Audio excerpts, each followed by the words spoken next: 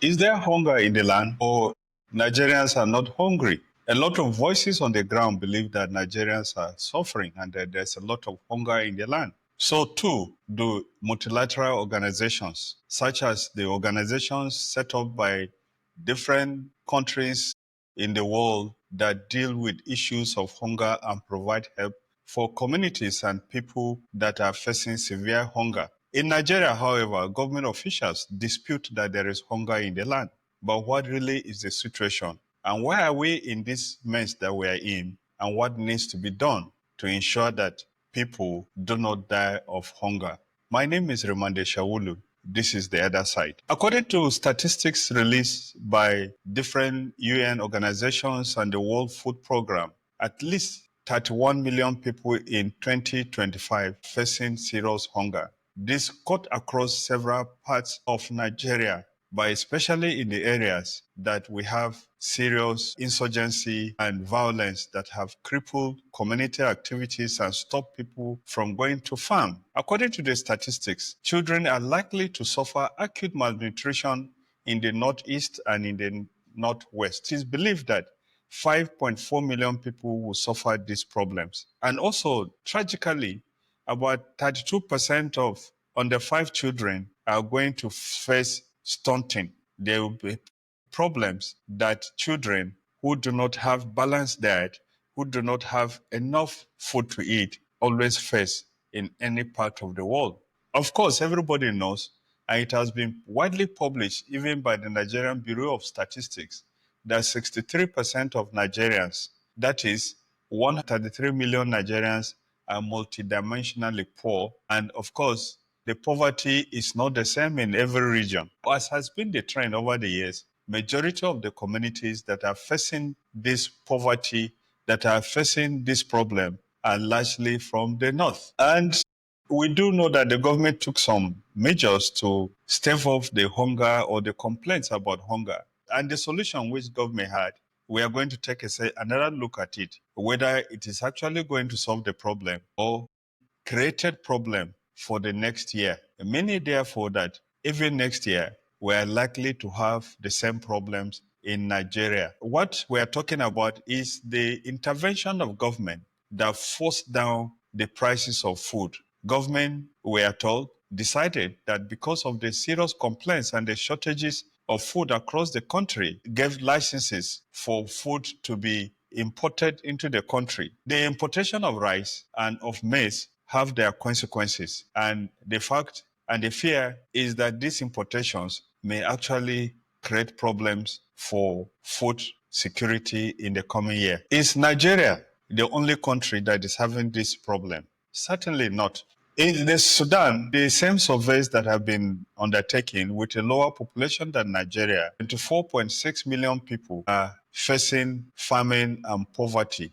In Sudan, it is directly related to the conflict, the localized famine that has been confirmed or forecast in Darfur area, an area that is known for so much violence and killings in the past. The Democratic Republic of Congo is also one of such countries. 28 million people are in need of food. And this is a result of the conflicts and the displacement that is going on in that part of the world. South Sudan, too, 7.7 million people, that's 57% of the population, is into a major shock this year. They have serious food shortages. And the immediate cause of this, of course, is also the conflict that has been going on and the flooding that ravaged the area not long ago. Somalia also has the same problem. Between 3.4 to 4.6 million people are projected to face serious hunger problems this year. And that is attributed to factors such as weather shocks and conflict. As we all know, Somalia has been in a state of crisis for a very long time. One very serious factor with all the countries that we have listed above is the fact that they are into or they are afflicted by major conflicts that have made those countries to be regarded as failed states or states that are seriously fragile. Not to the same degree, they have different degrees of the problems that are afflicting them. And very strangely, but not very surprisingly, Nigeria is also among those countries. And the fact in Nigeria is that conflict is the major problem. Of course, government tried to address the second major problem, that is the challenge of high prices. And government did this by allowing food to be imported into Nigeria. The implications of the importation of food is that it has now discouraged people, farmers who barely survive on selling their farm produce to pay school fees or buy food or even buy medicines, to discourage them from farming. This is because, as it has happened, many farmers in Nigeria sold their farm products, especially rice and maize, very well below production prices. At the time of harvest last year, a bag of maize was sold between 65 to 80,000 naira for a 100 kg of maize. As at last week in Abuja, the price of maize was going for 30,000 naira per bag, meaning that for most farmers, you need 1.5 bags of your produce to be able to buy one bag of fertilizer. And in the production of maize, for instance, in Nigeria, we have the challenge that the maize that is produced in Nigeria is very expensive. Agronomists and some experts have said the use of fertilizer is very low, and if most farmers don't have access to advice, extension services that will enable them to follow best practices and get the quantity of maize that they need to get. The result of it is that in Nigeria today, the average produce per hectare of a farm of maize is usually less than 2 tons. That is less than 20 bags of 100 kg. And a similar production in places like Brazil, a hectare, I'm told, I don't have the evidence for this, I'm told that in places like Brazil, where agricultural extension and best practices are followed by big companies, a hectare of a maize farm will yield between 7 to 9 tons, meaning that it is possible to import maize from Brazil to Nigeria, and it will still be cheaper than the one that is produced locally. Again, a problem of the way our society is organized. Well, to solve this problem, like I said, government gave an import duty of tax waivers on step food importation, 150-day window that started in 2024.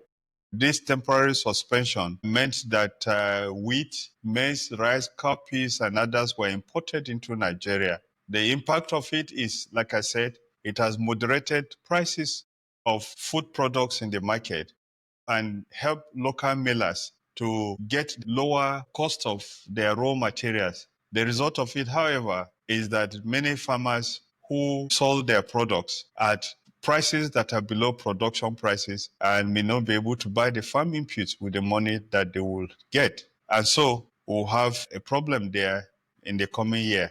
Government also engaged in programs such as the cash transfer or some social safety nets, and these programs are short-term programs. And of course, the release of grains and some of those policies that have been engaged upon by government may have moderately moderated the prices of foods, but the long-term impact of those actions are yet to be seen. Now, what do we make about the comments of government officials to the effect that the hunger in the land is not as serious as it's been projected? The first thing to note is that the hunger problem did not start with this government.